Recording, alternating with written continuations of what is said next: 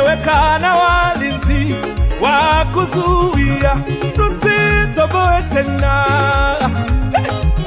Tetemeko kubwa limetokea, wametetemeka kwa hofu kubwa, na jiwe limeondoka, limeporomoshwa kule kwa buti la mgambo, jiwe chini,